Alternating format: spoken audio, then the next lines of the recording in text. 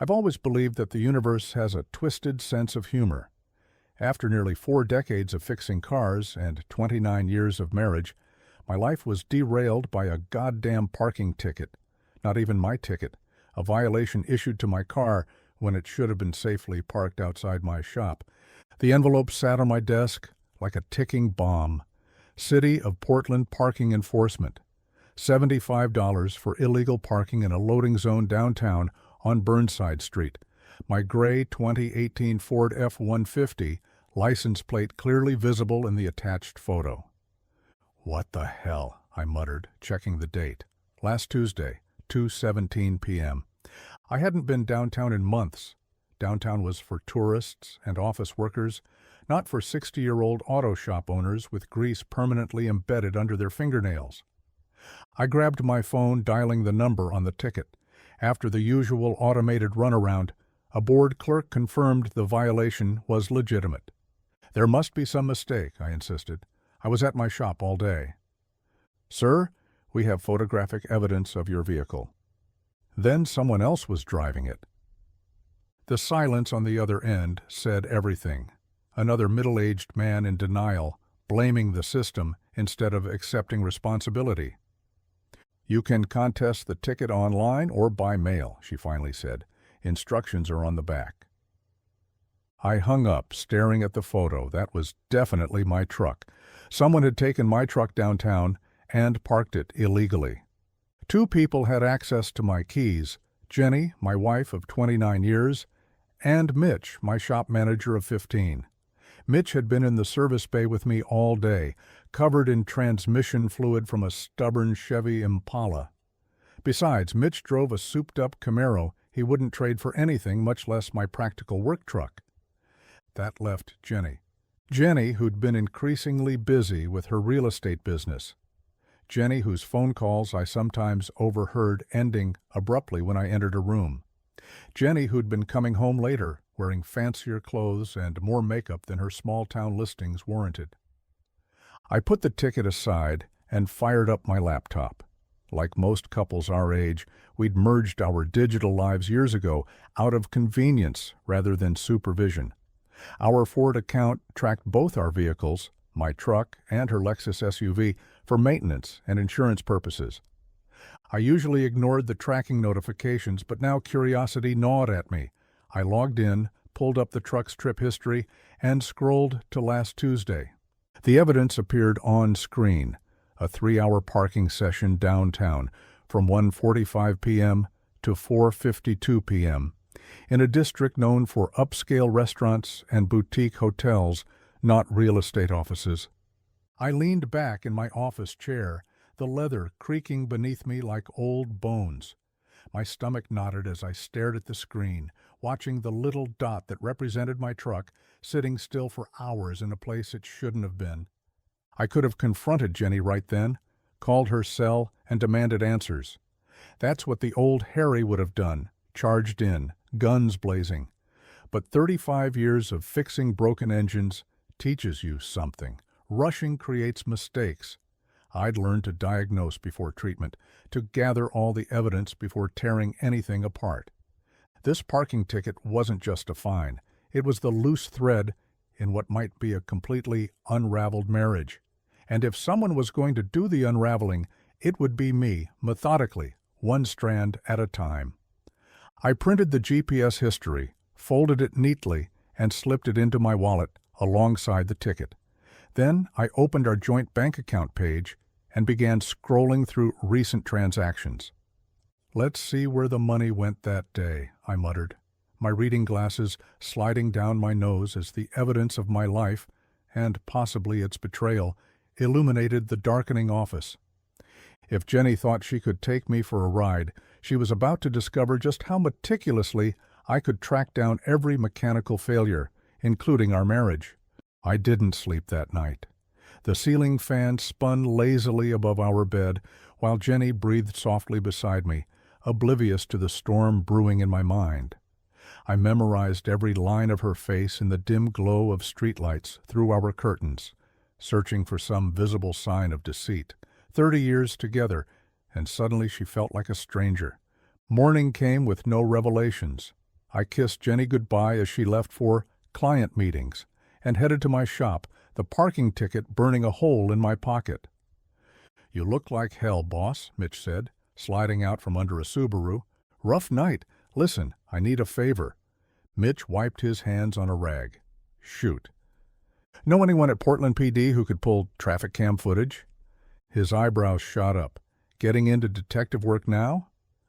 "Just need to check something about my truck." Mitch hesitated, then nodded. "My cousin Mark works traffic. I'll text him."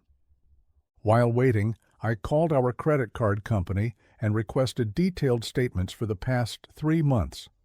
The customer service rep was hesitant until I mentioned possible unauthorized use. Amazing how the word fraud opens doors. By lunchtime, Mitch's cousin had agreed to help. Mark needed a specific time and location, so I gave him the details from the parking ticket. "Might take a few days," Mitch warned. "I've got time," I replied, though patience had never been my strong suit. But for the truth, I would wait as long as necessary. 2 days later, the credit card statements arrived. I locked myself in my office during lunch break, spread the papers across my desk, and began highlighting every transaction from the day of the parking ticket. A pattern emerged quickly. Jenny had used our joint card at an upscale restaurant called Luciana's at 2:30 p.m., right in the middle of that mysterious downtown parking session. 2 entrees, a bottle of wine priced at $125, and dessert. Total, $267.83. My hands trembled slightly as I checked other dates when she'd mentioned late showings or client dinners. Similar charges appeared on at least 6 occasions over the past 2 months. Expensive restaurants, always with multiple entrees, always during workday afternoons. I leaned back in my chair, feeling sick. We hadn't dined at a place that nice together in years. She always said such restaurants were wasteful when I suggested date nights. Apparently, her frugality had its exceptions. My phone buzzed.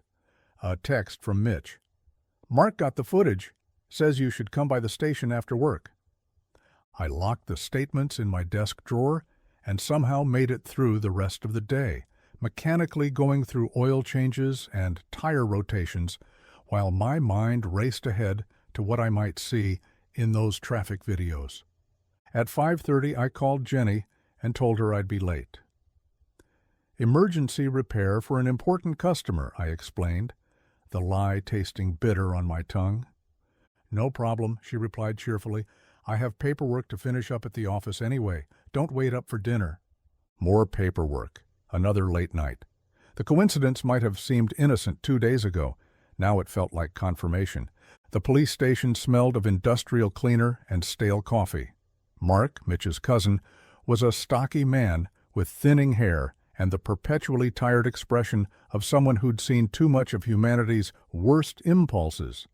"Mitch says you're having some car trouble?" he asked, ushering me into a small room with a computer. "Something like that," I replied. "Thanks for doing this." He shrugged. "No big deal. Traffic cam footage is public record anyway. I'm just expediting the process." Mark pulled up the video and stepped through several frames until my truck appeared, parking in a loading zone on Burnside Street. "That's Tuesday, 1:42 p.m., he confirmed. I leaned forward, my heart pounding, as the driver's door opened. Jenny stepped out, looking more polished than she did for our occasional church attendance.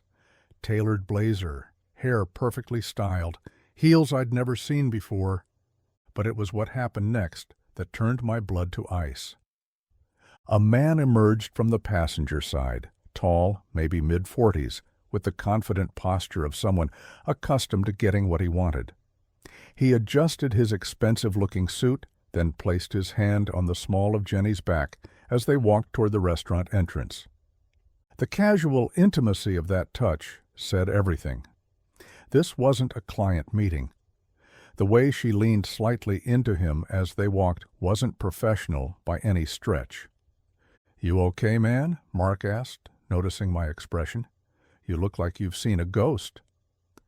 "Can I get a copy of this?" I managed to ask, my voice sounding distant to my own ears. Mark handed me a USB drive. Already done. But whatever you're dealing with, I'm sorry. I nodded, unable to form words of gratitude as the foundation of my life continued to crumble beneath my feet. I drove home in a fog, the USB drive heavy in my pocket. Jenny's car wasn't in the driveway yet. Another late night at the office. The house felt cavernous and cold as I walked through it, seeing everything through new eyes. Our wedding photo on the mantel, the vacation magnets on the refrigerator, 29 years of memories suddenly tainted. I poured myself 2 fingers of bourbon and sat at my home computer. The video footage played again, confirming what I already knew. My wife and her mystery man disappeared into Luciana's, emerging almost 3 hours later, looking relaxed and intimate. Before leaving, he kissed her. Not a quick peck, but the kind of kiss that had history behind it. I traced the license plate on his BMW to a luxury car dealership downtown. If he drove that kind of car and ate at places like Luciana's, he had money. The type of client real estate agents dream of landing, but clients don't kiss their agents like that, and they certainly don't spend 3 hours over lunch on a Tuesday afternoon. It would be easy to confront Jenny now, throw the evidence in her face, and watch her scramble for explanations. But something deeper than anger was taking hold.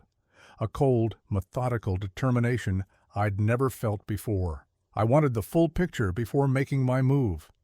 I created a fresh email account under a false name and contacted Jenny's real estate office, asking for recommendations for selling an upscale property. When they replied with agent profiles, I scanned through them, looking for the man from the video. There he was, Robert Kincaid, senior investment partner. His professional headshot matched the grainy traffic cam footage. His profile boasted about specializing in luxury properties and commercial investments.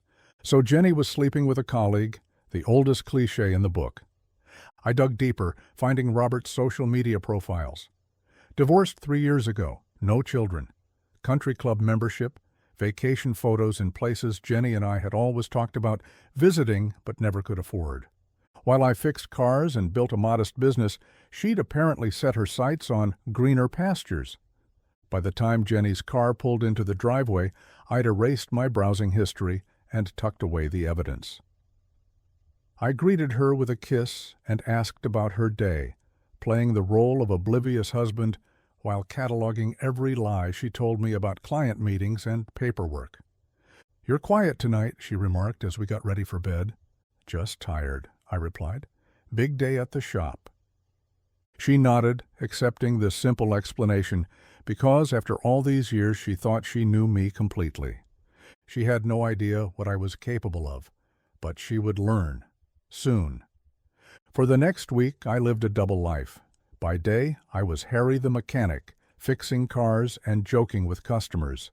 By night, I became an investigator, meticulously documenting Jenny's affair while maintaining the facade of our marriage. I installed a GPS tracking app on her phone under the guise of a security update.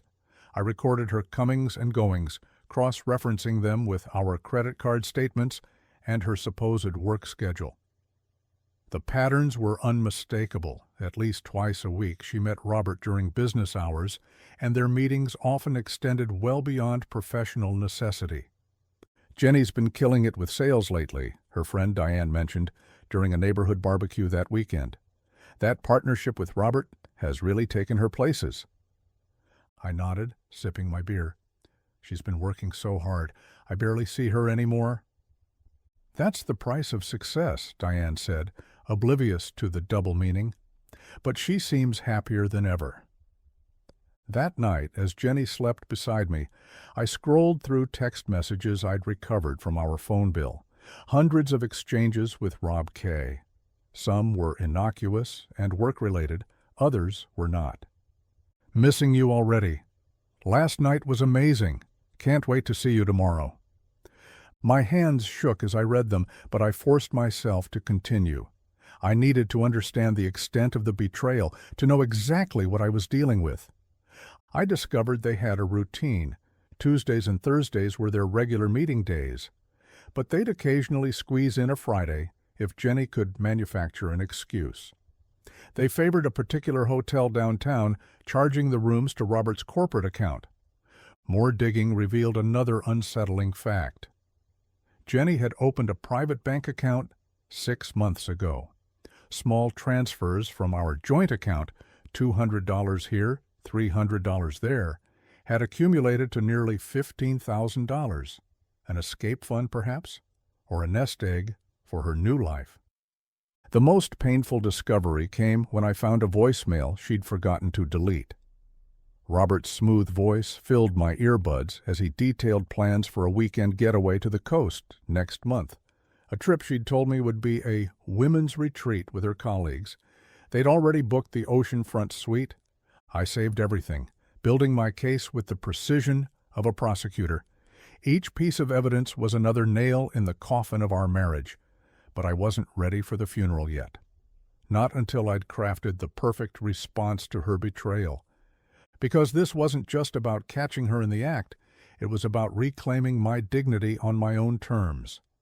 2 weeks after discovering the parking ticket, I met with Alan Grossman, a divorce attorney with a reputation for being both discreet and ruthless. His office overlooked the river, a view I imagined Jenny would appreciate for its real estate value. 30 years is a long time, Alan said, reviewing my evidence. Oregon's a no-fault state, but infidelity can impact property division if you can prove financial misconduct.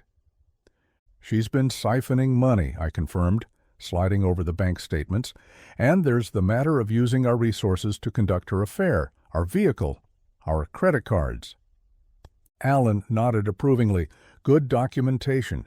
Most clients come in with suspicions. You've brought me a case.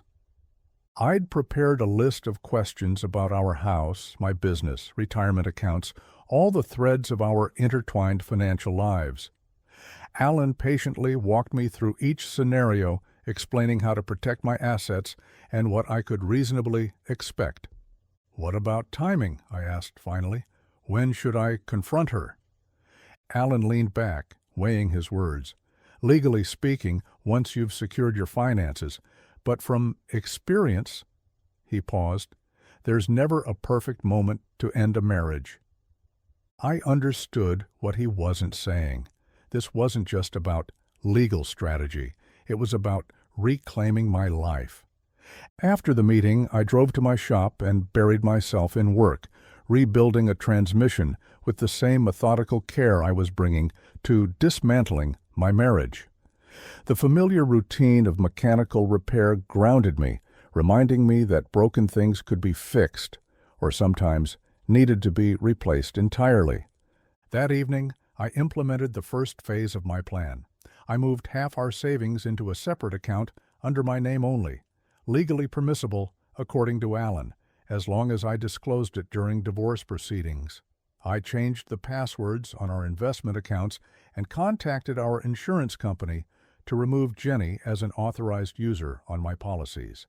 Next, I carefully documented all items of value in our home, from Jenny's jewelry collection to my vintage tools, creating a detailed inventory with photographs and approximate values.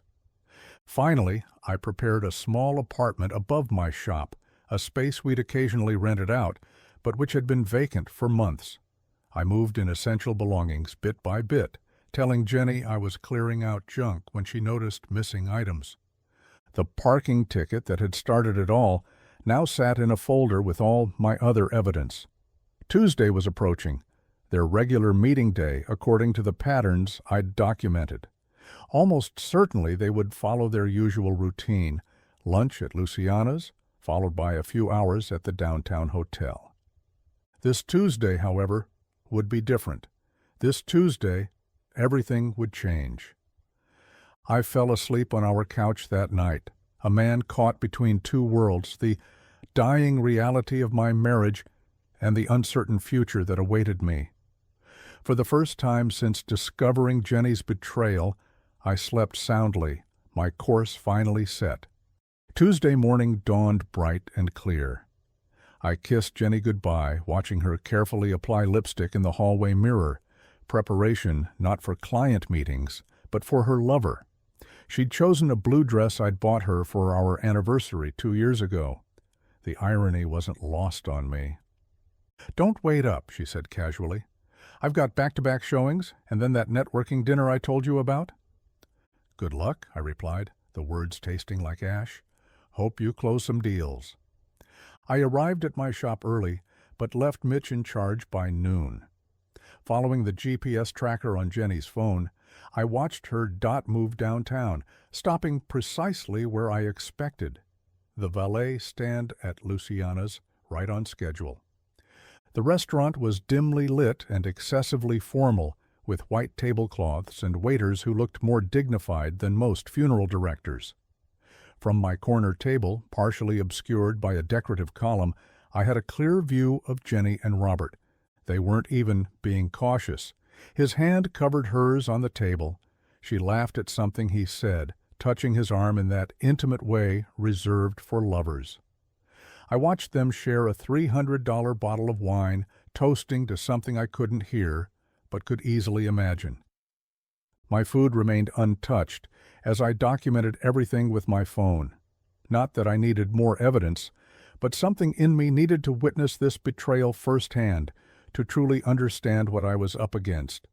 After their leisurely 2-hour lunch, I followed at a distance as they strolled hand in hand to the Hotel Monaco.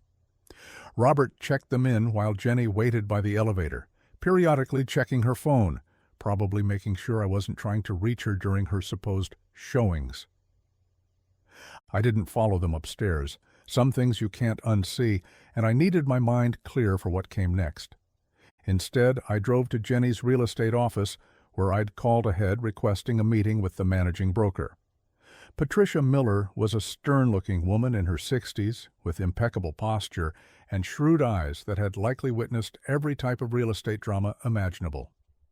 "Mr. Wallace," she greeted me, extending her hand. "How can I help you today? Your wife is one of our top performers."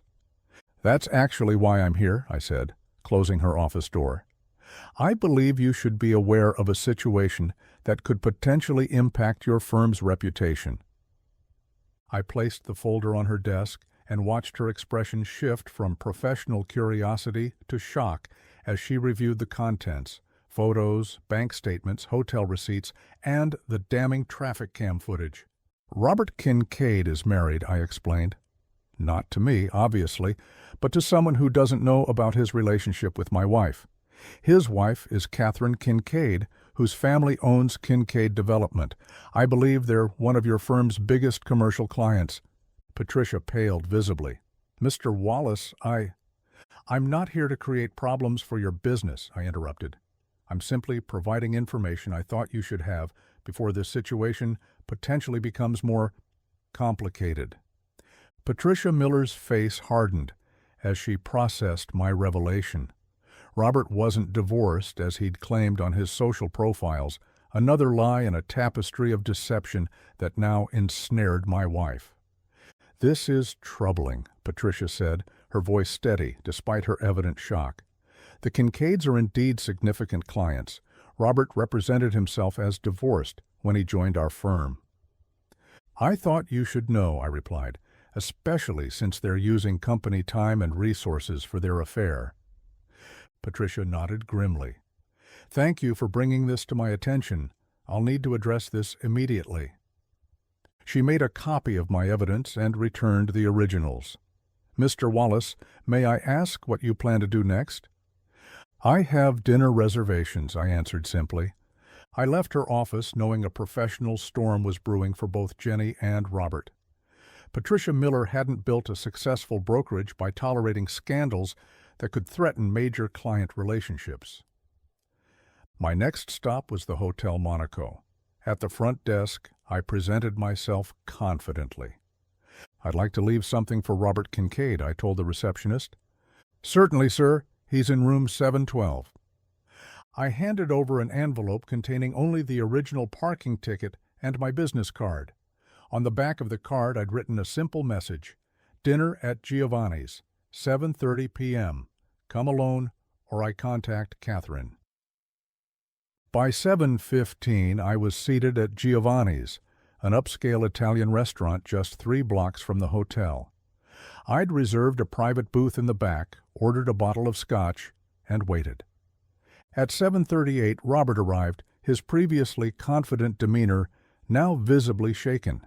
He spotted me immediately and approached the table, his expensive suit looking somehow less impressive than it had earlier. "Mr. Wallace," he said stiffly, "this is unexpected." "Sit down, Robert," I replied, pouring him a glass of scotch. "Or should I say, the not actually divorced Mr. Kincaid?" He sank into the chair, his facade crumbling. "How long have you known?" "Long enough?" I slid a folder across the table. "This is a copy. I've already shared the originals with your managing broker. By now Patricia is probably comparing notes with your wife."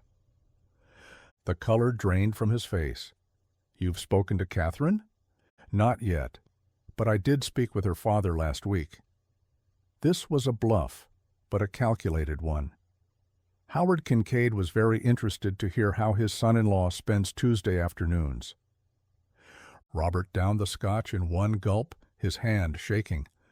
"What do you want? Money?" I laughed, genuinely amused by his assumption. "I don't want your money, Robert. I want you to understand exactly what you've been part of." "Look, these things happen," he started, attempting to regain composure. "Jenny and I—" "No," I cut him off sharply. "You don't get to talk about my wife like you know her. You don't know the first thing about our life together." I leaned forward, voice low but intense. "Here's what's going to happen. You're going to end it with Jenny tonight. You'll tell her it's over, that you've been found out, and that you're trying to save your marriage. Then you'll never contact her again." His eyes narrowed. "And if I don't?" I smiled thinly. "Then tomorrow morning, Catherine receives everything, including evidence of all the company resources you've misappropriated for your affair. I imagine Howard would be particularly interested in how you've been using client development time."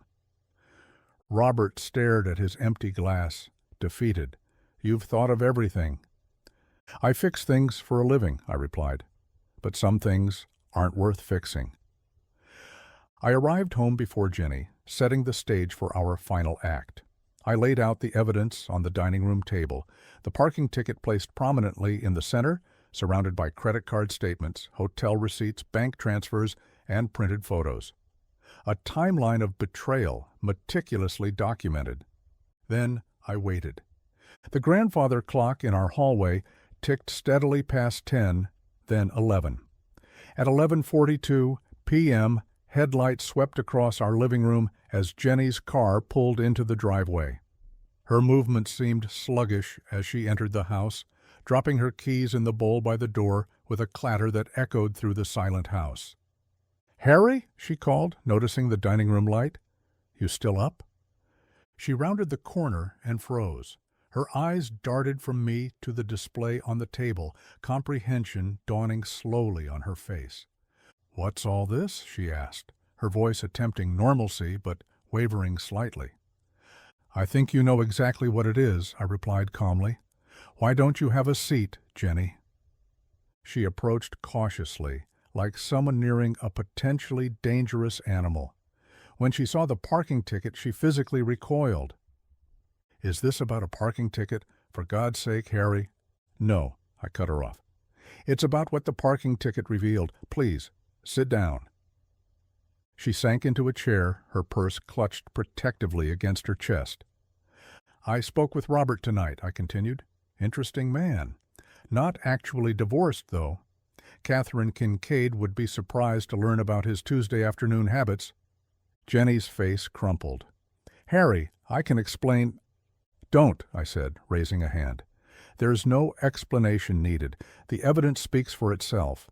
3 months of lies, hotel rooms on company accounts, secret bank transfers, planning a weekend getaway while telling me you were on a women's retreat." Tears spilled down her cheeks, but I felt oddly detached from her display of emotion. "I didn't mean for this to happen," she whispered. "People rarely plan to destroy their marriages," I agreed, "but they make choices anyway. I slid a folder toward her. Inside were divorce papers, already prepared by Alan. "I've been married to you for 29 years, I said. "But I don't know who you are anymore. I certainly don't recognize the woman who would throw away everything we built for hotel room trysts and expensive lunches." "We can fix this," she pleaded, reaching for my hand. "Couples therapy, a fresh start." I withdrew my hand. "There's nothing to fix. I've already moved my essential belongings to the apartment above the shop. You can keep the house until the divorce is finalized, but I've documented everything of value, and the money you've been siphoning, it's been added to the financial disclosure forms." Her tears stopped abruptly. "You've been planning this?" "Yes," I acknowledged, "just like you've been planning your affair." "What about Robert? Did you threaten him?" I smiled thinly. "Let's just say his priorities have shifted back to his actual wife and family business. Patricia Miller is also quite interested in the company resources you two have been misappropriating." The color drained from her face. "You went to Patricia?" "I did what was necessary," I said, standing up. "You'll hear from Alan about next steps. I suggest you find your own lawyer." As I gathered my evidence from the table, Jenny remained frozen, the weight of consequences finally settling on her shoulders. 29 years, she murmured, thrown away over a parking ticket. I paused at the doorway. "No, Jenny, not over a ticket. The ticket just showed me the truth. You threw away 29 years every time you chose him over us. I'm just finally choosing myself." I left her sitting alone at our dining room table, surrounded by the artifacts of her betrayal, and walked out the front door of the home we'd shared for almost 3 decades. The night air felt cleansing somehow, full of possibility rather than loss. Tomorrow would bring complications, negotiations, the messy business of untangling 2 lives. But tonight, driving toward my small apartment above the shop, I felt something unexpected breaking through the pain. Freedom. The first week after leaving was the hardest. I'd wake up disoriented on the fold-out couch in my shop apartment, momentarily forgetting why I wasn't in my bedroom of 3 decades. Then reality would crash back, and I'd lie there watching dust motes dance in the early sunlight, wondering how I'd make it through another day. But I did make it through. Day by day, I rebuilt my routine around this new reality. The shop became both my livelihood and my sanctuary. I worked longer hours, losing myself in the straightforward problems of engines and transmissions. Mechanical failures were refreshingly honest. A broken part didn't lie about where it had been or who it had been with. Jenny called relentlessly at first. I let her messages pile up, each one growing more desperate than the last. She cycled through bargaining, anger, and tearful pleas for reconciliation. I listened to them all, but returned none. After 2 weeks, I sent a simple text. "Please direct all communication through our attorneys." Word spread quickly in our small community. Friends chose sides, as friends inevitably do. Some expressed shock that I wouldn't work things out after so many years. Others offered quiet support, dropping by the shop with home-cooked meals or invitations to watch the game. Mitch was fiercely loyal, turning away Jenny when she showed up at the shop one afternoon. "She had the nerve to ask if you were really living here," he reported afterward. I told her that was no longer any of her business. Alan called with updates on the divorce proceedings. Jenny had hired a high-priced lawyer from Portland who was taking an aggressive stance, demanding half of everything despite the documented infidelity. Alan remained unfazed. "They're posturing," he assured me. "The evidence is too strong. They'll settle." 1 month after moving out, I received unexpected news from Patricia Miller. Both Jenny and Robert had been terminated from the real estate firm for ethical violations and misuse of company resources. The news didn't bring me joy, exactly, but it did feel like validation, consequences, finally matching actions. That same day, I visited my doctor for a full physical and STD panel. "Better safe than sorry," I explained. when he raised an eyebrow at my request. The relief when all tests came back negative was overwhelming. At least I'd been spared that final indignity. Slowly, painfully, I was piecing together a new life from the wreckage of the old. It wasn't the retirement I'd planned, working into my 60s while living above my shop. But there was an unexpected freedom in starting over, in making decisions solely for myself for the first time in 30 years. 3 months after discovering the parking ticket, I sat across from Alan in his office as he laid out the settlement terms.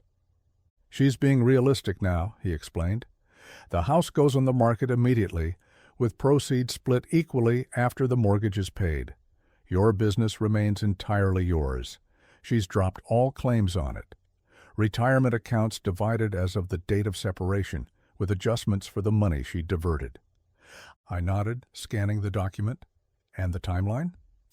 "Fast track. Divorce finalized within 60 days of signing." Alan leaned back, studying me. "It's a reasonable settlement, Harry. Better than most clients get." "I'll sign," I said. "I want this finished." The next morning, as I added my signature to the stack of papers, I felt a weight lifting.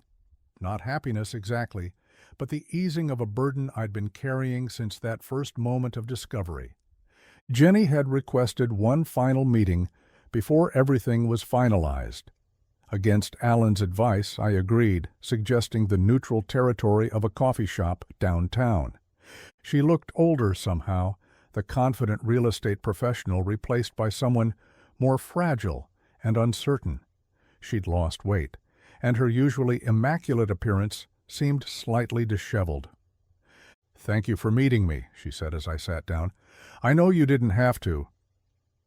I nodded, waiting for her to continue. "I've been in therapy," she offered, "trying to understand why I did what I did." "Have you found answers?" She stared into her coffee. "Some. Nothing that excuses it. I think I got caught up in Robert's world, the excitement, the luxury, feeling valued for something other than being a wife." "You were valued," I said quietly. "Not for being a wife, for being my partner, my best friend." Tears welled in her eyes. "I know that now. I threw away something real for something that was never going to last." I took a sip of my coffee, letting the bitter warmth ground me. "What happened with Robert?" "Catherine took him back," Jenny said with a hollow laugh. "His father-in-law made it a condition of him keeping his job with the family business. They're in intensive couples therapy." The irony wasn't lost on me. "And you?" "I'm starting over. Small brokerage on the east side, apartment near my sister." She hesitated. "Harry, I know it's too late for us, but I needed you to know how sorry I am for everything." I studied her face. This woman I'd loved for most of my adult life, now essentially a stranger. "I believe you're sorry," I said finally. "I hope you find what you're looking for, Jenny." As I stood to leave, she caught my hand. "I hope you find happiness too. You deserve it." I didn't respond, but I squeezed her hand briefly before walking away, a final gesture of closure on 29 years of shared history. 6 months after that fateful parking ticket arrived in my mailbox, I stood in the driveway of my new home, a modest 2-bedroom ranch on the outskirts of town with a sprawling garage that was twice the size of the house itself. Perfect for a lifelong mechanic with plans to restore classic cars in his retirement years. The divorce had been finalized without further drama. The house we'd shared had sold quickly, providing enough capital for me to purchase this place outright and still add substantially to my retirement fund. The shop continued to thrive under my and Mitch's management, though I'd begun training him to take over more responsibilities with an eye toward a potential partnership. That Sunday, I hosted a small housewarming, just Mitch and his wife, a couple of longtime friends, and Sarah, the community college instructor who'd recently started bringing her vintage Mustang in for regular maintenance. At 60, I wasn't looking for romance, but I'd enjoyed our conversations about carburetor adjustments and the superiority of analog gauges. When she'd mentioned loving old noir films, I'd surprised myself by suggesting we catch the Humphrey Bogart retrospective at the Revival Theater downtown. As my small gathering of friends admired the garage workspace I'd meticulously organized, I stepped onto the back porch for a moment alone. The sun was setting over distant hills, painting the sky in shades of amber and gold. I sipped my beer, listening to the laughter drifting from inside. My phone buzzed, a text from Diane, Jenny's old friend. "She's moving to Arizona with some real estate developer. Thought you should know." I read the message twice, waiting for the pain or anger to surface. Instead, I felt only a slight ripple of acknowledgement, like noting a change in weather in a distant city. Jenny's life was her own now, as mine was mine. I deleted the message without responding and slipped the phone back into my pocket. From the garage came the sound of Sarah's appreciative whistle as Mitch showed off the 1965 Mustang parts I'd begun collecting, the start of my first major restoration project. I thought about the journey of these past 6 months, from betrayal and heartbreak to this moment of quiet contentment. The road hadn't been straight or easy, but I'd navigated it on my own terms. The parking ticket that had started everything still sat in my desk drawer. I'd kept it as a reminder not of what I'd lost, but of what I'd found. Strength I didn't know I possessed, friends who stood by me when it mattered, and ultimately the courage to rebuild my life. Tomorrow I'd take Sarah to that Bogart film. Next week I'd start on the Mustang's engine block. Next year, who knows? For the first time in decades, my future wasn't predetermined by the expectations of marriage or the weight of routine. As I rejoined my friends in the garage, accepting a wrench from Sarah with a smile, I realized that sometimes the most unexpected detours lead exactly where you need to go. That parking citation hadn't just been a fine for an illegal stop, it had been my ticket to a new beginning.